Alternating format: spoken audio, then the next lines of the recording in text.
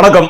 நான் உங்கள் சுபாஷ் பில்லர் சண்முகராஜ் பேசுறேன். என்னைக்குமே ஒரு தொழில் பாக்குறவங்க, நான் வெற்றியாளர் மாறும் நினைக்கிறவங்க, அவங்களுடைய சிந்தனை ரொம்ப ஆழமா இருக்கணும். ஒரு சின்ன உதாரணம் சொல்றேன், கேளுங்களேன். ஒரு உடைக்கப்பட்ட அரை முட்டையா இருக்கு, இங்க ஒரு முழு முட்டை இருக்கு. இதை பார்த்த உடனே நீங்க கேளுங்க, இதை பார்த்த உனக்கு என்ன சிந்தனை தோணுது அப்படின்னு கேளுங்க. ஆனா எல்லாரும் ஒரு சிந்தனை சொல்லுவாங்க. ஆனா நம்மள மாதிரி பிசினஸ் பண்றவங்க என்கிட்ட கேட்டா என்ன சொல்லுவது தெரியுமா? இந்த உடைக்கப்பட்ட அரை முட்டை உணவா மாதிரி கழிவா போயிருது.